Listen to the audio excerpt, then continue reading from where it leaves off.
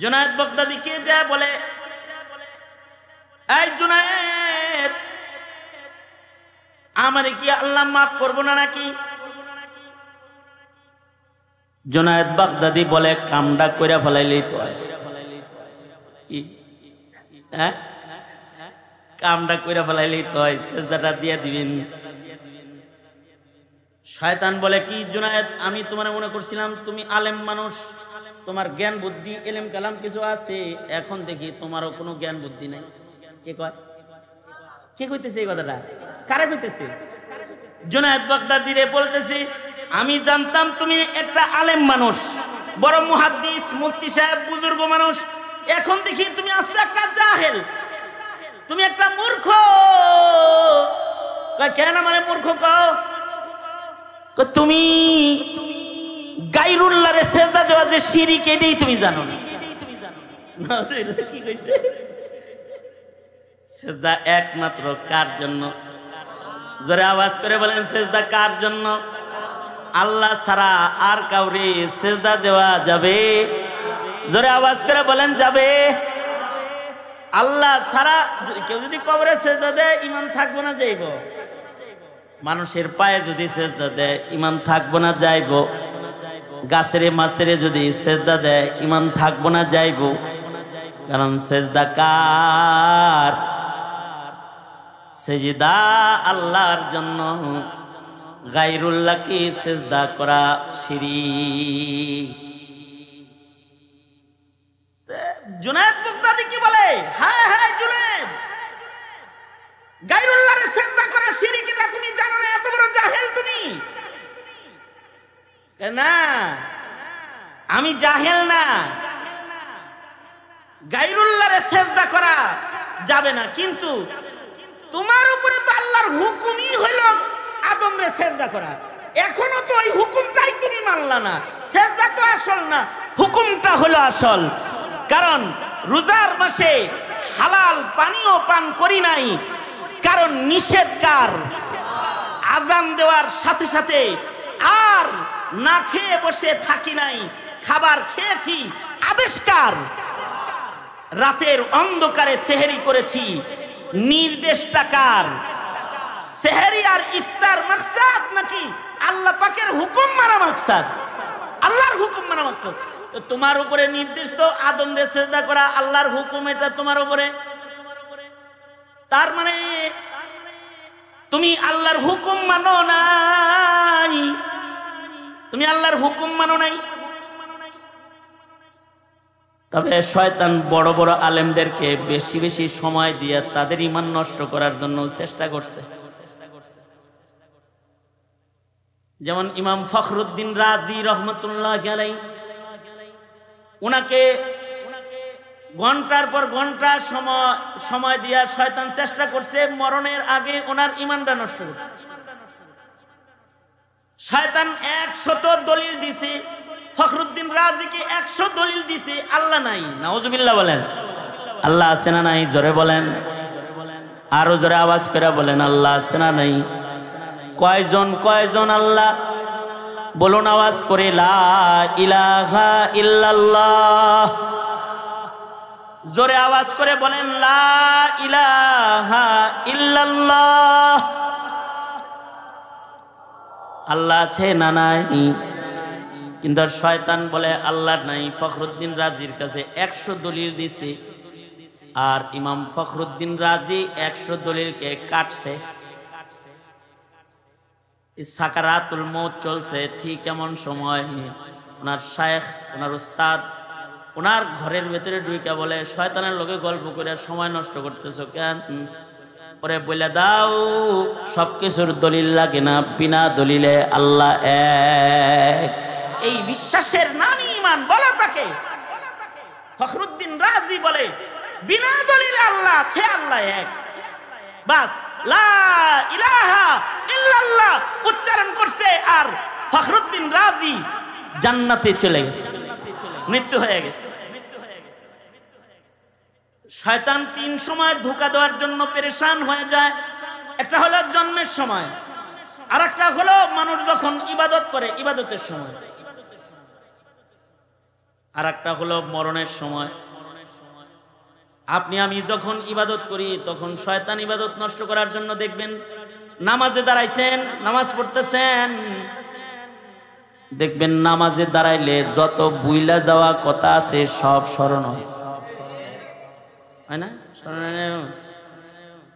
যা যা বুইলা গেছিলেন সব মনে হয়। এই যে মনে যে হয় এগুলো কানের কাছে কে কয় জানেন? শয়তান সব স্মরণ করায় দিতে থাকে। আবার আজান হইছে যে এটা আবার ভুলাই দেয়। আধা ঘন্টা আগে আজান হইছে, একটা আজান হইছে, দেড়টায় জামাত, শয়তান ভুলাই দিছে যে আজান হইছে। অনেকক্ষণ পরে হায় হায় হায় আজান না হইছে রে, আরে ভুলে গেছিলাম রে। এই অনেকক্ষণ পরে কইছে এই যে ভুলাইলো, কে ভুলাইলো? ওমা আনসানিহু ইল্লা শাইতান। মানুষের শয়তানে ভুলায়, আবার শয়তানে আবার অনেক গল্প স্মরণ করায়। নামাজের ভেতরে বিভিন্ন কাহিনী স্মরণ করায় দেয়। এজন্য কারোর যদি কিছু ভুলা যাওয়ার রোগ থাকে তাহলে আমি বুদ্ধি দিচ্ছি আমার বিবিরে। আমার বিবির একটা সমস্যা হলো আলমারির চাবি খুঁজা পায় না, মানে কই যে চাবি রাখছে এটা ঘর বইরা খুঁজা আর খুঁজা বের করতে পারে না। এদিক দিয়ে জরুরি জিনিস বাইর করতে হবে, আলমারি খুলতে হবে, মানে তোশকের নিচে খুঁজে, বালিশের নিচে খুঁজে, আলমারির উপরে খুঁজে, যত জায়গা আছে পাকের ঘর দেখতে বুঝি সব খুঁজে। একদিন এরকম সব খুঁজতেছে তা আমার বড় মেয়ে এসে আম্মু কোমরে না রাখলে দেখো না ওখানে আছে নাকি, পরে দেখে যে মাজাই আছে, কোমরে চাবি লয়ে পুরা ঘর খুঁজছে। মাঝে মধ্যে আমি তো পুরুষরা মাঝে মাঝে খেপে যায় না, আমার তো আল্লাহ কাঠ দিয়ে বানায় না, আমিও মাঝে মাঝে শীতে শীতে যাই। হ্যাঁ তোমারে কোনো কিছু দিলে তুমি রাখো কোন জায়গায়, এটা খুঁজে পাও না, এটা একটা কাজ হলো নাকি? স্মরণ রাখবা দিছি একটা ধমক, ঠিকঠাক ধমক দিলে পরে চিকন বুদ্ধি তো বেশি হ্যাঁ করাবার কয় যে আপনি আলেম মানুষ, আমি বুঝলে যে আমার একটা আমল শিখাই দিলেই তো হয় যেন স্মরণ হয়। বুদ্ধিটা তো খারাপ দিচ্ছে না, ঠিক আছে বুদ্ধি যেহেতু চাইছে তা আমি একদিন বুদ্ধি দিলাম, তুমি যদি কিছু ভুলে যাও তাইলে সাথে সাথে ওযু করে নামাজে দাঁড়ায় যায়, এটা তোমার স্মরণ করার আমল। কয়েকদিনই আমল করার পরে একদিন আমারে বলতেছে আব্দুল্লাহ রাব্বা এটা তো আজব আমল, কেন কিছে? কয় তাকবীরে তাহরিমা বানতে দেরি হয়, মনে হইতে আর দেরি হয় না। তখন মনে হয় যে নামাজ সাইরা দিয়ে আগে দেখি যে মনে হইছে হেলে আসেনি জিনিসটা। হ্যাঁ এইটাই তো কারিশমাটা এখানে, ভুলাইছে ও যেজন, স্মরণ করাইছে কে সেজন। আসল মাকসাদ হলো আপনার আমার ইবাদত নষ্ট করে দেওয়া। শয়তানের মূল, যেমন এখানে বয়ে রয়েছেন এখন, শয়তান অনেকরে বুদ্ধি দিব, শয়তানের ওয়াজ শোনা লাগে নাকি, যা যা বাচ্চা বিড়ি খায়া একটু ঘুরে ঘুরে আয়গা, আস্তে করে উঠে লয়ে যাইব। আর যারা বাইরে আছে করে কইতেছে এই আবার শুনতে হয়, থাকে নেবে মাইক দিয়ে তো সত্যই শোনা যাইতেছে, হুজুর কি আর মিথ্যা কথা একটা কয়? যা বলতেছে হেরাও শুনে আমরাও শুনি, বাইরেই থাকে। কিন্তু বাইরে থাকার কারণে কি হইতেছে, গুনাহও হইতেছে না, রহমত দিয়ে গোসল হইতেছে না। যেমন এখানে পয়সা রয়েছি আমরা রহমত পাইতেছি, যারা এটার বাইরে আছে তারা রহমত বঞ্চিত। আমরা এখানে বসছি তো হাদিসে আছে গাশিয়াতহুমুর রাহমাহ, আমাদের উপরে রহমতের বর্ষণ করতেছে কে? আল্লাহ জিকিরের মাহফিলে বসছি, রহমতের ভিতরে ঢুকছি। রহমতের ভিতরে না ঢুকলে রহমত পাওয়া যায় না। শয়তান এটাও দলিল দিচ্ছে। আমাদের পূর্বপুরুষ বড় আলেমে দ্বীন আনোয়ার শাহ কাশ্মীরি রহমাতুল্লাহ আলাইহি, আনোয়ার শাহ কাশ্মীরি কত বড় আলেম ছিল! আনোয়ার শাহ কাশ্মীরি রহমাতুল্লাহ আলাইহি সুবহানাল্লাহ বলার লেগে রেডি হয়ে বসেন, ভালো ভালো কিছু খবর কই। আনোয়ার শাহ কাশ্মীরি রহমাতুল্লাহ আলাইহি আল্লাহ এরকম একটা ব্রেন দিছিল, একবার পড়লে 40 বছর মনে থাকতো, বেশি না, মাত্র কত বছর? গোটা দেওবন্দের লাইব্রেরি ওনার মুখস্থ ছিল। উনি বলতেন দারুল উলুম দেওবন্দের কোন বই যদি উলুতে কাটে, ইঁদুরে কাটে, নষ্ট হয়ে যায়, আমাকে বলো, আমি এটা আবার পুনরায় যেমন ছিল তেমন লিখে দিব। আমি সব মুখস্থ ছিল। ওনাকে বলা হতো মাকতাবাতুন আযীমাতুন হাইয়াতুন নাতিকাতুন, জিন্দা চলতি ফিরতি লাইব্রেরি ছিলেন উনি। আনোয়ার শাহ কাশ্মীরি, আনোয়ার শাহ কাশ্মীরি রহমতুল্লাহি আলাইহি বুখারী শরীফের ব্যাখ্যা গ্রন্থে লিখেছেন শারিহুল বুখারী ওয়া তিরমিজি। তিনি বুখারীরও শরহ লিখছেন, তিরমিজিরও শরহ লিখছেন। তো বুখারীর শরহ এর ভেতরে একটা ঘটনা লিখছেন। আব্দুল্লাহ তাস্তারি রহমতুল্লাহি আলাইহি অনেক বড় এক বুজুর্গ ছিলেন। ওনার কাছে শয়তান এসে বলে যে আমি কি আল্লাহর রহমতের বাইরে? কি বলতেছে? হ্যাঁ, আমি কি আল্লাহর রহমতের বাইরে নাকি? আল্লাহ না নিজে বলছে ওয়াসিআত রাহমাতি আলা কুল্লি শাই, আল্লাহর রহমত সব বস্তুর উপরে আল্লাহর রহমত আছে। আল্লাহ নিজে কইছে সব শাইয়ের উপরে আল্লাহর রহমত আছে। আমিও শাই, আমিও তো একটা বস্তুই, তো আমি কি আল্লাহর মাখলুকের বাইরের কিছু নাকি? আমার উপরে রহমত আছে না আল্লাহর? এটা কইতেছে কি মাতব্বরের মতো। মাতব্বর কি কইছে বুঝছেন তো? আব্দুল্লাহ তাস্তারি উনি চিন্তা করতেছেন ভালো একটা কোরআনের দলিল দিয়ে এলমি কথাই তো কইছে। দেখবেন যত মানে ফালতু গ্রুপ আছে না, সব কোরআনের আয়াত দিয়ে দলিল দেন, মানে হের ফালতু কামদারে কোরআন থেকে বের করে। এটাও ইবলিস শয়তানের একটা কাম। কিছু আছে গানের দলিল দেয় কোরআন শরীফ থেকে। এইরকম দুষ্ট লোক পাবেন। নামাজ না পড়ার দলিল দেয় কোরআন শরীফ দিয়ে। পাঁচ ওয়াক্ত পড়া লাগবে না, কোরআন এইভাবে নাই। নাউজুবিল্লাহ, জোরে আওয়াজ করে বল। শয়তান ওইরকম দলিল দিতেছে আমার উপরেও তো রহমত আছে। আল্লাহর রহমত কি প্রশস্ত নয়? আল্লাহর রহমত তো প্রশস্ত। আব্দুল্লাহ তাস্তারি আর কিছু কয়টা হয় না, উনি ঝুমবার লাগছে, কিছু বলে নাই উনি। কিন্তু আনোয়ার শাহ কাশ্মীরি বলে আব্দুল্লাহ তাস্তারি বুজুর্গ মানুষ, এ কারণে উনি কিছু বলে নাই। কিন্তু আমি যদি ওখানে থাকতাম, আনোয়ার শাহ কাশ্মীরি বলে, আমি থাকলে আমি বলতাম মগা আল্লাহর রহমত তো প্রশস্ত ঠিক আছে, কিন্তু তোর আল্লাহর রহমতের ভিতরে ঢোকা লাগবো তো। রোজার মাসে রহমত বর্ষণ হয়, কিন্তু তোর রোজা আগে রাখতে হইব তো, তাইলে না রহমত পাবি।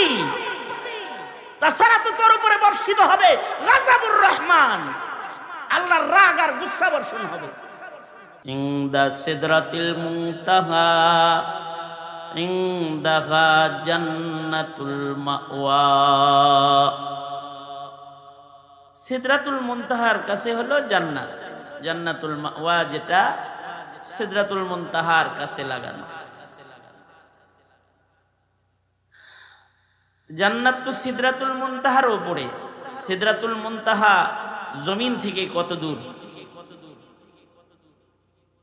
জমিন থেকে প্রথম আকাশের ছাদে উঠতে 1000 বছর লাগবে। 1000 বছরের পথ।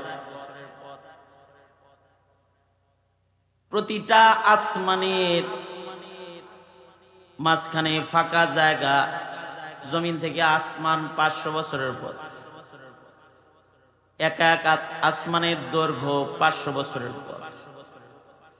তার মানে হলো জমিন থেকে প্রথম আকাশের ছাদে যাইতে 1000 বছর লাগবে। প্রথম আকাশ থেকে দ্বিতীয় আকাশের ছাদে পৌঁছতে 2000 বছর। তৃতীয় আকাশ 3000, চতুর্থ, পঞ্চম, ষষ্ঠ, সপ্ত আকাশ, 7 আসমানের ছাদে যেখানে ফেরেশতাদের কিবলা বাইতুল মামুর অবস্থিত। জমিন থেকে বাইতুল মামুর পর্যন্ত 7000 বছরের সফরের পথ।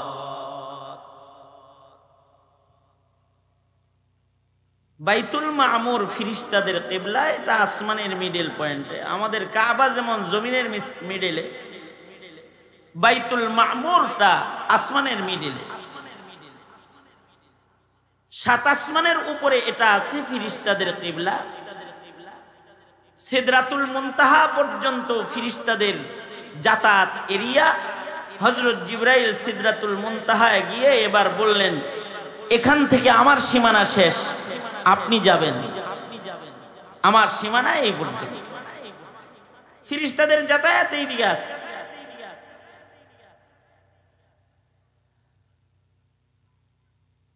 ফেরেশতাদের কিবলা হলো বাইতুল মামুর। জমিন থেকে বাইতুল মামুর ৭,০০০ বছরের পথ। বাইতুল মামুর থেকে সিদরাতুল মুনতাহা ৭,০০০ বছরের পথ। এর নিচের দিকে ৭,০০০, উপরের দিকে ৭,০০০, মোট কয় হাজার হইল? এ নামটা বলেন নি, কয় হাজার হয়েছে? সর্বসা করলে সর্বনিম্ন একটা হিসাব ১৪,০০০ বছরের দূরত্ব। জমিন থেকে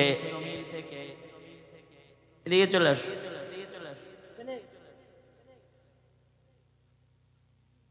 আর কয়বার পাল্টা ভিতরে? এটা জেনারেটর আছে? হ্যাঁ, জেনারেটর চালাইতে পারবি আমার বয়ানের টাইমে? যদি জেনারেটর চালাস আমি বয়ান করবো, তাছাড়া বয়ান করবো না। তেল কিনে নিয়ে জেনারেটর চালা।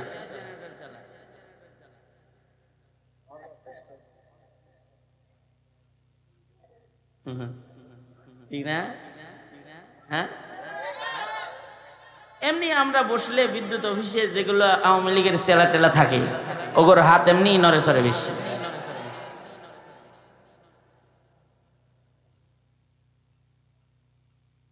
আমাদের তাকদীর, আওয়ামী লীগ সব জায়গায় নিজের লোক বসায় থয়ে গেছে। সাপ হইতে হতে কিছু সময় লাগবে। এরপরেও আবার বেদাতি তাতি আরো যত প্রকার আছে, এদের কেউ যদি থাকে তাহলে বলবে যাই হিসাব করছে, যত ডিস্টার্ব এখানে করতে থাক। ঠিক আছে না? অবশ্য আমি কোনো রাজনীতি করতে আসিনি, ওয়াজ মাহফিল রাজনীতির জায়গা না। কারোর ভোট চাইতেও আসি নাই, কারোর ভোট কাটতেও আসি নাই। আসছি দিনী কথা বলতে। দিনী কথা বললে রাজনীতি যারা করে কুফরি রাজনীতি ওদের গায়ে লাগে। এটা মৌলবীর দোষ না, এটা ওর পুরা কপাল যে ওরা কুফরি রাজনীতি করে। যাই হোক, এগুলো কথা না, আমি আমার রাস্তায় চলতে থাকি, আপনারা আমার লগে থাকেন না কিছু সময়। দোনো হাত উপরে তুলেন,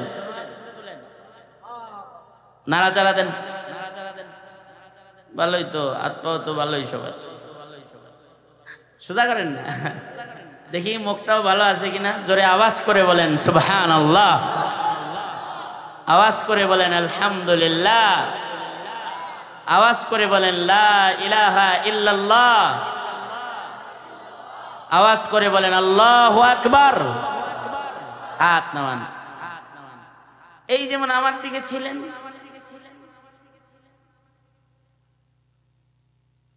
অল্প কিছু সময় শুধু আমার লগেই থাকে, অন্য কোনো দিকে নাম নেও, আমার লগে থাকে না। ঠিক আছে,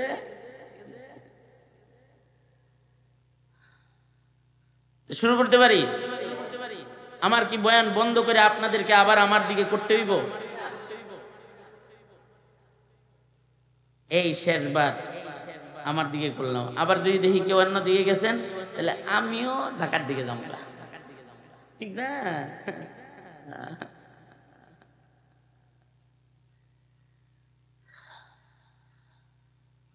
তাহলে জমিন থেকে জান্নাত কি কাছের পথ না দূরের পথ?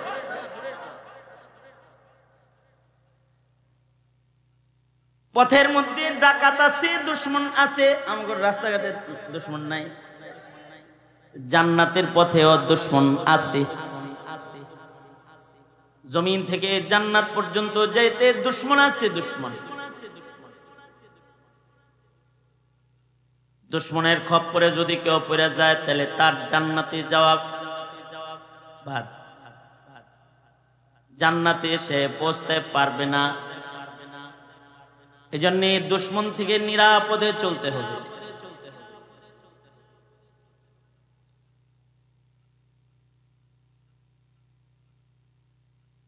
দুশ্মন বেশি দুশ্মন না, মাত্র দুইটা দুশ্মন জান্নাতে যাইতে। একটা দুশ্মন হলো নফস দুশ্মন, কারণ নফস যেটা এটা ইবাদত করতে চায় না। ইন্নান নাফসা লাআম্মারাতুম বিসু,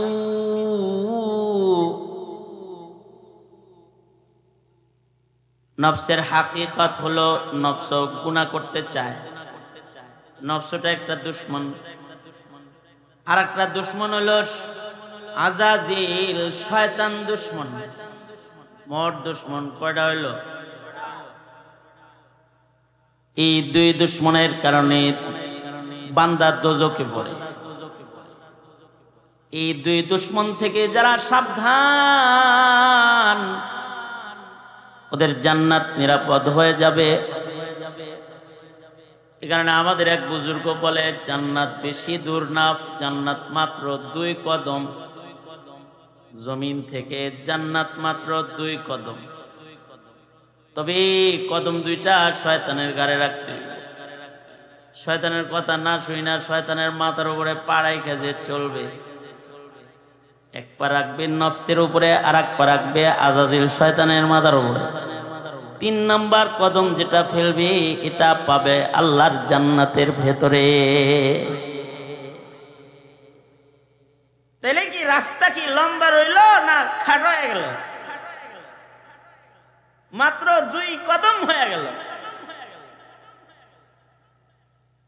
আল্লাহর মেহেরবানি ছিল আমাদের উপরে রোজার মাসে, যে রোজার মাসে একটা শয়তান আল্লাহর জেলখানায় বন্দী ছিল।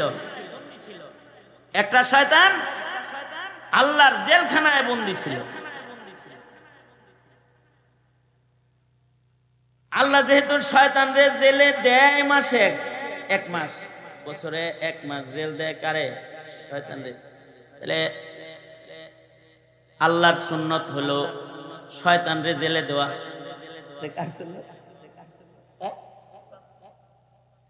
আল্লাহর সুন্নত হলো শয়তানরে জেলে দেওয়া। শয়তানের দোস্ত যারা, তাদের নিয়ম হলো জান্নাতীদেরকে জেলে দেওয়া। আল্লাহর দলে যারা হ্যাঁ করে জেলে দেওয়া কার কাজ? শয়তানের দোস্ত শয়তান যারা আছে তাদের কাজ। আমরা দেখলাম হাসিনা জেলে শয়তানরে দিল না, সব আল্লাহওয়ালাদেরকে আলেমদেরকে দিল। ঠিক না? দিছে না? আলেমদেরকে জেলে দিছে না? বোঝা যায় হাসিনার লগে কার লগে বাউ। যারা আওয়াজ করে বলেন কার লগে বাউ, বোঝা যায়। আমি বলছি না, আপনারা বলছেন। ফাইন, এরকম কিছু কিছু আজ আপনারাই করবেন। যাই হোক, আল্লাহ তাআলা আমাদের উপরে রহম কইরা 1 মাস শয়তানকে জেলখানায় আটকায় রাখছে। কিন্তু ঈদের চাঁদ উঠার মাধ্যমে শয়তান আবার মুক্তি পাইছে। এই কারণেই রোজার মাসে মসজিদে মুসল্লি থাকলেও ঈদের চাঁদ উঠার পরে মুসল্লি কমছে না বাড়ছে? জিকিরের সংখ্যা কমছে, তিলাওয়াতের সংখ্যা কমছে, এমনকি টুপিওয়ালার সংখ্যা কমছে, তসবিওয়ালা কমছে, দাড়িওয়ালাও কমছে। হ্যাঁ, রোজার মাসে শেভ করে নাই, কিন্তু এখন শেভ করে। চান রাত্রে কামড়া সারা লাগছে।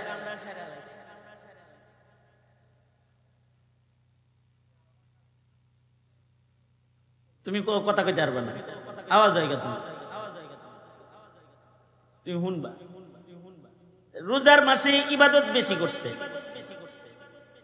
এখন আবার ইবাদত কমাইছে। কারণ হলো দুশ্মন ধোঁকা দিতেছে। এ কারণে মসজিদে মুসল্লির সংখ্যা কমে গেছে, কারণ শয়তান পেছনে আবার লেগে গেছে। শয়তান পিছে লাগলে তো শয়তান কিছু কিছু মানুষের উপরে বিজয় হবে। শয়তান যাদের উপরে বিজয় হয়ে যায় তারা পিছে পড়ে যায়। শয়তানকে বিজয় হইতে দিলে জান্নাতে যাওয়া বাধাগ্রস্ত হয়ে যায়। এনে শয়তান কিন্তু সবার দুশ্মন, প্রকাশ্য দুশ্মন। ইন্নাশ শায়তানা লাকুম আদুউম মুবিন। শয়তান থেকে কিন্তু সাবধান। কতক্ষণ সাবধান থাকবে? জন্ম থেকে মওত পর্যন্ত পুরা সময়। এক সেকেন্ডের জন্য শয়তান থেকে অসাবধানতা অবলম্বন করার কোনো সুযোগ নাই। কারণ শয়তান মানুষকে জন্মের দিন থেকেই ধোঁকা দেওয়া শুরু করে। দুশ্মনীটা জন্ম থেকেই শুরু হয় মওত পর্যন্ত। হাদিসে আছে শয়তান 3 সময় পেরেশান হয়। কয় সময়? শয়তান 3 সময় খুব বেশি পেরেশান হয়ে যায়। তার একটা সময় হলো যখন কোনো মানুষের জন্ম হয়, শয়তান তখন পেরেশান হয়ে যায়। কারণ মানুষকে শয়তান দুশ্মন মনে করে। দুশ্মনই তো। শয়তান মানুষের দুশ্মন, মানুষ শয়তানের দুশ্মন। শয়তান মনে করে একটা মানুষ জন্মাইলো, তার মানে আমার একটা দুশ্মন নতুন করে যোগ হইল। এ কারণে মানুষের যখন জন্ম হয় শয়তান পেরেশান হয়ে যায়। শয়তান ভূমিষ্ঠ সন্তানকে আক্রমণ করে, মারতে থাকে, মাস করে, এমনকি প্রহার করে। বাচ্চার গায়ে শয়তান প্রহার করে, রাগ আর গুসায় বাচ্চাকে মারে। এ কারণে বাচ্চা জন্মের সময় শয়তান থেকে বড় নিরাপত্তা আল্লাহর কাছে চাইতে হয়।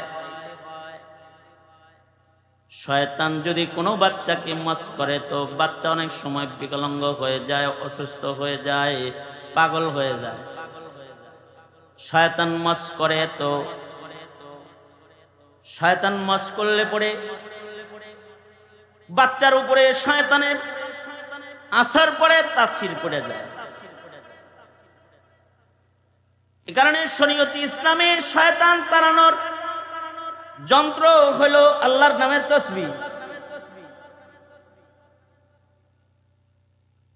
শরীয়তে আপনি কাগজে কি হিসাব করেন ভাইজান?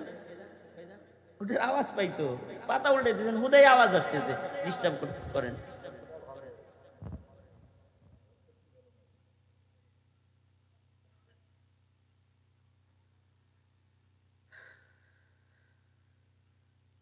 কুমিল্লার মানুষের ওয়াজ শোনার খুব আগ্রহ, আলহামদুলিল্লাহ, ভালো করে শোনে। এই জন্য সবাই আরো আগ্রহ করতে পারলেন। কুমিল্লার লোকেরা ওয়াজের ভক্ত না, দেন ঈদের পরে এখন ওয়াজ দিয়ে বয়ে রয়েছে। ওয়াজের ভক্ত না হইলে বড় বড় সম্মেলন হইতেছে। আমার একটা অসুস্থতা হইল, আমি অমনোযোগী মানুষ যদি দেখি না যে ডাইনে বামে সামনে অমনোযোগী, তাহলে তাকে আগে মনোযোগী করি। কি লেগা? আমি যা বলতেছি এটা যেন তার কানেও কিছু কিছু যায়, কিছু গেলেই সুবিধা। দিনই কথা কানে গেলেই সুবিধা, কান পবিত্র হইতে থাকবে। ভালো আওয়াজ না, দিনই কথা তো ভালো আওয়াজ। ভালো আওয়াজ যত কানে যাবে তত রুহানি শক্তি বাড়বে আর কান পবিত্র হবে। এই কারণেই কিন্তু মানুষ জন্মের পরেই ভালো আওয়াজ কানে দেওয়া হয়। আওয়াজ বুঝুক আর না বুঝুক দেয় বাচ্চার কানে খাইসা আজান আর ইকামত। শয়তান দূরে চলে যাক আর ভেতর সাফ পাক হয়ে যাক, কান পবিত্র হয়ে যাক, ভালো শব্দের দ্বারায় তার দুনিয়ার কানের ব্যবহারটা আরম্ভ হয়ে যায়। ভালো আওয়াজ আগে শোনায়। আল্লাহর নাম নিলে শয়তান দূরে চলে যায়। এ কারণে বাচ্চার কানে আজান দেওয়া হয় জন্মের সাথে সাথে। ডান কানে আজান, বাম কানে ইকামত। এটা যত দেরি করে শয়তান তত সুযোগ নেয়, শয়তান তত বেশি সুযোগ দিবে। জন্মের সাথে সাথে বাচ্চাটাকে তার ডান কানে আজান, বাম কানে ইকামত দিয়ে দিবে। এইটা এক নাম্বার কাজ। এই কারণেই নারীদেরও আজান একামত শিখতে হয়। বাচ্চার জন্মগ্রহণ করছে, যদি বাচ্চা জন্মাইছে এখন ঘরের মধ্যে যদি পুরুষ নাও থাকে, তাহলে এই আজান আর এই একামতটা মহিলারাও দিতে পারবে। মা বোনেরা একদিন শুধু মুয়াজ্জিনি করা তাদের জন্য জায়েজ আছে, এই দিন হেরা মুয়াজ্জিনি করতে হবে। মসজিদে এসে তো মুয়াজ্জিনি তাদের নাই, কিন্তু ঘরে বাচ্চা হয়েছে, হুজুর এর জন্য অপেক্ষা করার দরকার নাই, যত তাড়াতাড়ি কানে আল্লাহর নামের আওয়াজ দিবি তত শয়তানের মাস থেকে বাচ্চাটা মুক্তি পেয়ে যাবে। ডান কানে আজান দিবি, বাম কানে একামত দিবি, কারণ আজান একামত হইলে শয়তান দূরে চলে যায়। আজান একামতের আওয়াজ যত দূর যায় শয়তান তত দূর চলে যায়। এরিয়ার ভেতরে শয়তান থাকে না। আমরা আজান দিই মাইক দিয়া অনেক দূরে যায়। হযরত বেলাল যখন আজান দিত তখন মাইক ছিল না। আশ্চর্য, বেলালের আজান, হযরত বেলালের আজানের কারামত হলো, হযরত বেলাল আজান দিলে হযরত বেলালের আজানের আওয়াজ 36 মাইল দূর পর্যন্ত যেত। আর এই 36 মাইলের সীমানার মধ্যে শয়তান থাকতো না, শয়তান দূরে চলে যেত। আজান হলে শয়তান আজানের এরিয়ার ভেতরে থাকে না, দূরে চলে যায়। তবে আজান শেষ হইলে শয়তান মশাই আবার আসে, আইসা আবার ধোঁকা দেওয়া শুরু করে দেয়। জন্মের সময় শয়তান পেরেশান হয়, আর শয়তান দ্বিতীয় নাম্বার পেরেশান হয় হলো যখন বান্দা আল্লাহমুখী হয়, তখন বান্দাকে আল্লাহ থেকে সরায়া দুনিয়ামুখী করার জন্য সে পেরেশান হয়। বান্দা যখন ইবাদতে দাঁড়ায় শয়তানের মাথা তখন খারাপ হয়ে যায়। বান্দা যখন নামাজে দাঁড়ায় শয়তান তখন পেরেশান হয়ে যায়, নামাজ নষ্ট করার জন্য চেষ্টা করে। বান্দা যেন নামাজ পড়তে না পারে, এ কারণে শয়তান ঘুমন্ত মানুষের মাথার কাছে বসে বসে মন্তর পড়ে, হাদিসে আছে মন্তর পড়ে ফু দিতে থাকে আর মাথার মধ্যে জাদুর গিট মারতে থাকে। হাদিসে আছে 3টা গিট মারে শয়তান।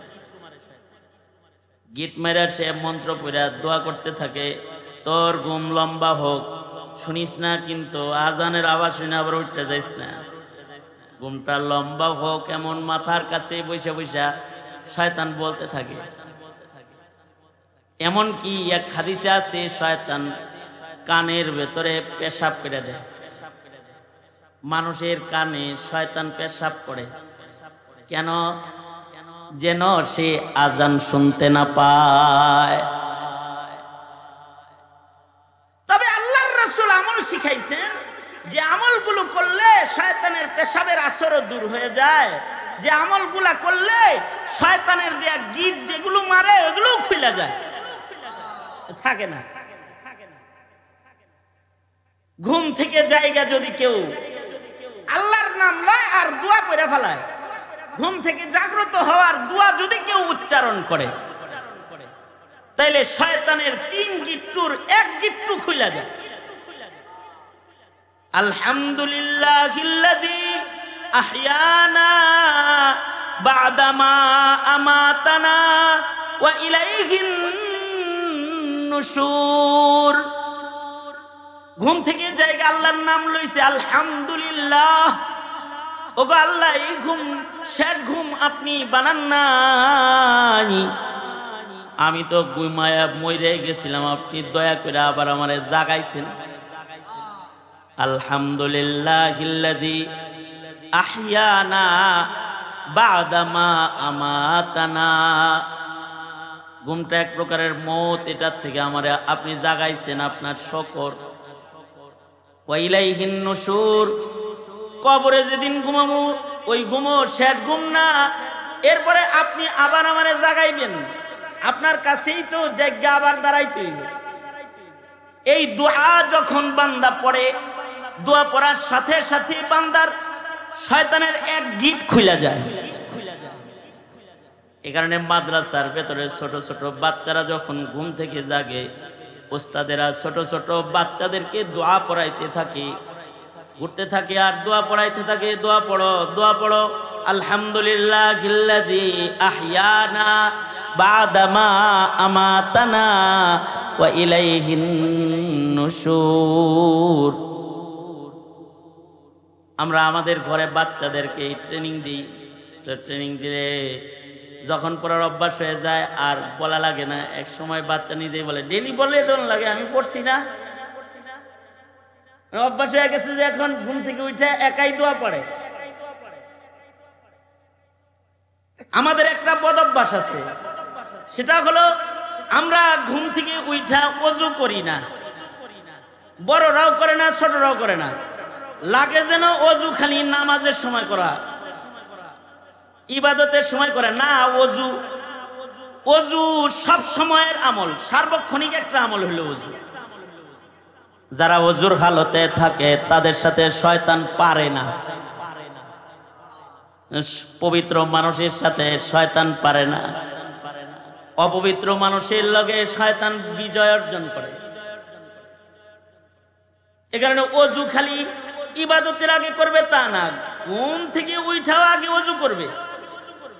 এমনকি গোসল করতেছে, গোসলের আগে ওযু করবে, আগে ওযু পরে গোসল তো হইছে, তো আগে ওযু করবে। আমাদের আদত হলো আমরা মিসওয়াক কইরা ব্রাশ কইরা বাইরে হয়ে যায়, মুখ সাফ হইছে কিন্তু শয়তানের গিটটা খুলে নাই। মুখ কিন্তু সাফ হইছে, শয়তান যে জাদুর গিটটা মারছে এটা খুলে নাই। কিন্তু কেউ যদি ওযু করে, ঘুম থেকে ওঠার পরে ওযু করার সাথে সাথে আর একটা গিট্টু খুলা যায়, এবার ইবাদতের জন্য আরেকটু শক্তি বেড়ে যায়। আর যদি এই ওযু দিয়া 2 রাকাত নামাজ পড়ে ফেলায়, তাহিয়াতুল ওযু অথবা কোনো ইবাদত যদি ওযু করে কইরা ফেলায়, আরেকটা গিট খুলে যায়, এবার বান্দাটা নিরাপদ হয়ে যায়। আর যদি আমলগুলা না করে তো শয়তানের জাদুর ভেতরে আটকা রয়, তখন তার ইবাদতের ভেতরে অলসতা বাড়তে থাকে, শয়তানের ধোঁকার আসর তার পড়তে থাকে।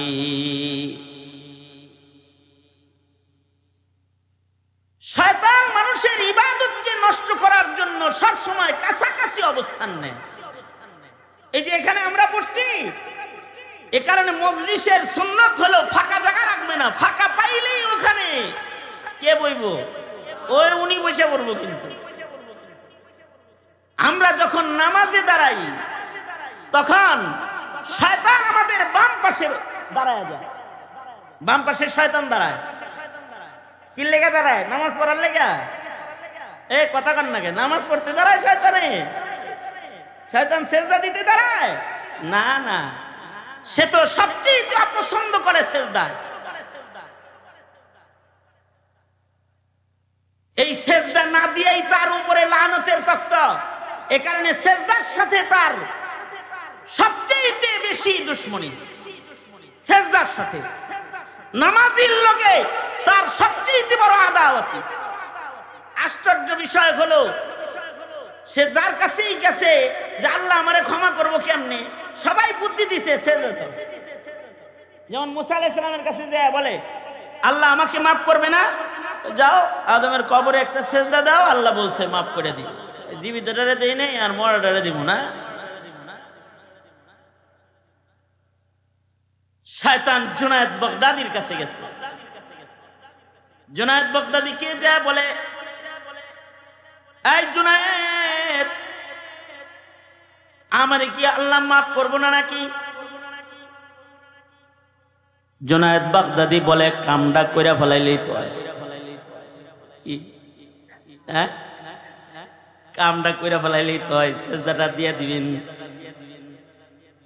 শয়তান বলে কি, জুনায়েদ আমি তোমার মনে করছিলাম তুমি আলেম মানুষ, তোমার জ্ঞান বুদ্ধি এলেম কালাম কিছু আছে, এখন দেখি তোমারও কোনো জ্ঞান বুদ্ধি নাই। কে কয়? কে কইতেছে এই কথাটা? কারে কইতেছে? জুনায়েদ বাগদাদী রে বলতেছে, আমি জানতাম তুমি একটা আলেম মানুষ, বড় মুহাদ্দিস মুফতি সাহেব বুজুর্গ মানুষ, এখন দেখি তুমি আস্তে একটা জাহেল, তুমি একটা মূর্খ। কেন মানে মূর্খ কও? তুমি গায়রুল্লাহরে সেজদা দেওয়া যে শিরক, এটাই তুমি জানো না। কি কইছে? সেজদা একমাত্র কার জন্য? জোরে আওয়াজ করে বলেন, সেজদা কার জন্য? আল্লাহ ছাড়া আর কাউরে সেজদা দেওয়া যাবে? জোরে আওয়াজ করে বলেন, যাবে? আল্লাহ ছাড়া কেউ যদি কবরে সেজদা দেয়, ঈমান থাকবো না যাইব? মানুষের পায়ে যদি সেজদা দেয়, ঈমান থাকবো না যাইব? গাছেরে মাছেরে যদি সেজদা দেয়, ঈমান থাকবো না যাইব? কারণ সেজদা কার? সেজদা আল্লাহর জন্য, গায়রুল্লাহকে সেজদা করা শিরক। জুনায়েদ বাগদাদী কি বলে? হায় হায় জুনায়েদ, গায়রুল্লাহরে সেজদা করা শিরক, এটা তুমি জানো না? এত বড় জাহেল তুমি? না, আমি জাহেল না। গায়রুল্লাহরে সেজদা করা যাবে না, কিন্তু তোমার উপরে তো আল্লাহর হুকুমই হলো আদমরে সেজদা করা। এখনো তো ওই হুকুমটাই তুমি মানলা না। সেজদা তো আসল না, হুকুমটা হলো আসল। কারণ রোজার মাসে হালাল পানীয় পান করি নাই, কারণ নিষেধ কার? আজান দেওয়ার সাথে সাথে আর না খেয়ে বসে থাকি নাই, খাবার খেয়েছি, আদেশ কার? রাতের অন্ধকারে সেহেরি করেছি, নির্দেশটা কার? সেহেরি আর ইফতার মাকসাদ নাকি আল্লাহ পাকের হুকুম মানা মাকসাদ? আল্লাহর হুকুম মানা মাকসাদ। তো তোমার উপরে নির্দেশ তো আদমরে সেজদা করা, আল্লাহর হুকুম, এটা তোমার উপরে। তার মানে তুমি আল্লাহর হুকুম মানো নাই, তুমি আল্লাহর হুকুম মানো নাই। তবে শয়তান বড় বড় আলেমদেরকে বেশি বেশি সময় দিয়ে তাদের ঈমান নষ্ট করার জন্য চেষ্টা করছে। যেমন ইমাম ফখরুদ্দিন রাজি রহমতুল্লাহ আলাইহি, উনাকে ঘন্টার পর ঘন্টা সময় দেওয়ার শয়তান চেষ্টা করছে মরণের আগে ওনার ঈমানটা নষ্ট করতে। শয়তান 100 দলিল দিছে, ফখরুদ্দিন রাজিকে 100 দলিল দিছে, আল্লাহ নাই। নাউজুবিল্লাহ বলেন। আল্লাহ আছে না নাই? জোরে বলেন, আরো জোরে আওয়াজ করে বলেন, আল্লাহ আছে না নাই? কয়জন কয়জন আল্লাহ বলুন আওয়াজ করে, লা ইলাহা ইল্লাল্লাহ। জোরে আওয়াজ করে বলেন, লা ইলাহা ইল্লাল্লাহ। আল্লাহ আছে না নাই? কিন্তু শয়তান বলে আল্লাহ নাই। ফখরুদ্দিন রাজির কাছে 100 দলিল দিছে, আর ইমাম ফখরুদ্দিন রাজি 100 দলিলকে কাটছে। সাকারাতুল মউত চলছে, ঠিক এমন সময় ওনার শায়েখ, ওনার উস্তাদ ওনার ঘরের ভেতরে ঢুইকা বলে, শয়তানের লোকে গল্প করে সময় নষ্ট করতেছো কেন? পরে বলে দাও, সবকিছুর দলিল লাগে না, বিনা দলিলে আল্লাহ এক। এই বিশ্বাসের নামই ঈমান। বলো তাকে। ফখরুদ্দিন রাজি বলে, বিনা দলিলে আল্লাহ আছে, আল্লাহ এক। বাস লা ইলাহা ইল্লাল্লাহ উচ্চারণ করছে, আর ফখরুদ্দিন রাজি জান্নাতে চলে গেছে, মৃত্যু হয়ে গেছে। শয়তান 3 সময় ধোঁকা দেওয়ার জন্য পেরেশান হয়ে যায়। একটা হলো জন্মের সময়, আর একটা হলো মানুষ যখন ইবাদত করে ইবাদতের সময়, আর একটা হলো মরণের সময়। আপনি আমি যখন ইবাদত করি তখন শয়তান ইবাদত নষ্ট করার জন্য দেখবেন নামাজে দাঁড়াইছেন, নামাজ পড়তেছেন, দেখবেন নামাজে দাঁড়াইলে যত বুইলা যাওয়া কথা আছে সব স্মরণ হয় না? স্মরণ, যা যা বুইলা গেছিলেন সব মনে হয়। এই যে মনে যে হয় এগুলো কানের কাছে কে কয় জানেন? শয়তান সব স্মরণ করায় দিতে থাকে। আবার আজান হইছে যে এটা আবার বুলায় দেয়। আধা ঘন্টা আগে আজান হইছে, একটা আজান হইছে, দেড়টায় জামাত, শয়তান বুলায় দিছে যে আজান হইছে। অনেকক্ষণ পরে হায় হায় হায় আজান না হইছে রে, আরে ভুলে গেছিলাম রে। এই অনেকক্ষণ পরে কইছে এই যে ভুলাইলো, কে ভুলাইলো? ওমা আনসানিহু ইল্লা শাইতান। মানুষের শয়তানে ভুলায়, আবার শয়তানে আবার অনেক গল্প স্মরণ করায়। নামাজের ভেতরে বিভিন্ন কাহিনী স্মরণ করায় দেয়। এজন্য কারোর যদি কিছু ভুলে যাওয়ার রোগ থাকে, তাহলে আমি বুদ্ধি দিচ্ছি আমার বিবিরে। আমার বিবির একটা সমস্যা হলো আলমারির চাবি খুঁজে পায় না। মানে কই যে চাবি রাখছে এটা গড় বইরা খুঁজা আর খুঁজা বাইর করতে পারে না। এদিক দিয়ে জরুরি জিনিস বাইর করতে হবে, আলমারি খুলতে হইব। মানে তোশকের নিচে খুঁজে, বালিশের নিচে খুঁজে, আলমারির উপরে খুঁজে, যত জায়গা আছে পাকের ঘর ডিক্তি ডুকছি সব খুঁজে। একদিন এরকম সব খুঁজতেছে, তা আমার বড় মেয়ে এসে কয় আম্মু কোমরে না রাখলে দেখো না ওখানে আছে নাকি। পরে দেখে যে মাজাই আছে, কোমরে চাবি লয়ে পুরা ঘর খুঁজছে। তো মাঝে মধ্যে আমি তো পুরুষরা মাঝে মাঝে খেপে যায় না, আমার তো আল্লাহ কাঠ দেওয়া বানায় না, আমিও মাঝে মাঝে শীতে শীতে যাই। হ্যাঁ, তোমারে কোনো কিছু দিলে তুমি রাখো কোন জায়গায়, এটা খুঁজে পাও না, এটা একটা কাজ হলো নাকি? স্মরণ রাখবা। দিছি একটা ধমক, ঠিক থাকবে ধমক দিলে পরে চিকন বুদ্ধি তো বেশি হ্যাঁ করাবার। কয় যে আপনি আলেম মানুষ, আমি বলে যে আমার একটা আমল শিখাই দিলেই তো হয়, যেন স্মরণ হয়। বুদ্ধিটা তো খারাপ দিচ্ছে না, ঠিক আছে? ঠিক আছে, বুদ্ধি যেহেতু চাইছে, তা আমি একদিন বুদ্ধি দিলাম, তুমি যদি কিছু ভুলে যাও তাইলে সাথে সাথে ওযু করে নামাজে দাঁড়ায় যাও। এটা তোমার স্মরণ করার আমল। কয়েকদিন এই আমল করার পরে একদিন আমারে বলতেছে, আব্দুল্লাহ রাব্বা এটা তো আজব আমল। কেন কিছে? কয় তাকবীরে তাহরিমা বানতে দেরি হয়, মনে হইতে আর দেরি হয় না। তখন মনে হয় যে নামাজ ছাইরা দিয়ে আগে দেখি যে মনে হইছে হেলে আসেনি জিনিসটা। হ্যাঁ, এই তো কারিশমাটা এখানে। ভুলাইছে ও যেজন, স্মরণ করাইছে কে সেজন। আসল মাকসাদ হলো আপনার আমার ইবাদত নষ্ট করে দেওয়া।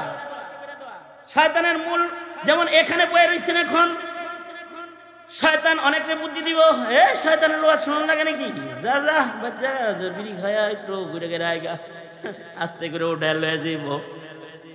আর যারা বাইরে আছে করে কইতেছে এই আবার শুনতে হয়, থাকে নেবে মাইক দিয়ে তো সত্যই শোনা যাইতেছে। হুজুর কি আর মিথ্যা কথা একটা কয়? যা বলতেছে হেরাও শুনে, আমরাও শুনি, বাইরেই থাকে। কিন্তু বাইরে থাকার কারণে কি হইতেছে, গুনাহও হইতেছে না, রহমত দিয়ে গোসল হইতেছে না। যেমন এখানে পয়সা রয়েছি, আমরা রহমত পাইতেছি। যারা এটার বাইরে আছে তারা রহমত বঞ্চিত। আমরা এখানে বসছি তো হাদিসে আছে গাশিয়াতহুমুর রাহমাহ, আমাদের উপরে রহমতের বর্ষণ করতেছে কে? আল্লাহ জিকিরের মাহফিলে বসছি, রহমতের ভিতরে ঢুকছি। রহমতের ভিতরে না ঢুকলে রহমত পাওয়া যায় না। শয়তান এটাও দলিল দিচ্ছে। আমাদের পূর্বপুরুষ বড় আলেমে দ্বীন আনোয়ার শাহ কাশ্মীরি রহমাতুল্লাহি আলাইহি, আনোয়ার শাহ কাশ্মীরি কত বড় আলেম ছিল! আনোয়ার শাহ কাশ্মীরি রহমাতুল্লাহি আলাইহি সুবহানাল্লাহ বলার লাগে রেডি হয়ে ওঠেন, ভালো ভালো কিছু খবর কই। আনোয়ার শাহ কাশ্মীরি রহমাতুল্লাহ আলাইহি আল্লাহ এরকম একটা ব্রেন দিছিল, একবার পড়লে 40 বছর মনে থাকতো, বেশি না, মাত্র কত বছর? গোটা দেওবন্দের লাইব্রেরি ওনার মুখস্থ ছিল। উনি বলতেন দারুল উলুম দেওবন্দের কোন বই যদি উলুতে কাটে, ইঁদুরে কাটে, নষ্ট হয়ে যায়, আমাকে বলো, আমি এটা আবার পুনরায় যেমন ছিল তেমন লিখে দিব। আমি সব মুখস্থ ছিল। ওনাকে বলা হতো মাকতাবাতুন আযীমাতুন হাইয়াতুন নাতিকাতুন, জিন্দা চলতি ফিরতি লাইব্রেরি ছিলেন উনি। আনোয়ার শাহ কাশ্মীরি। আনোয়ার শাহ কাশ্মীরি রহমতুল্লাহি আলাইহি বুখারী শরীফের ব্যাখ্যা গ্রন্থে লিখেছেন শারিহুল বুখারী ওয়া তিরমিজি। তিনি বুখারীরও শরহ লিখছেন, তিরমিজিরও শরহ লিখছেন। তো বুখারীর শরহ এর ভেতরে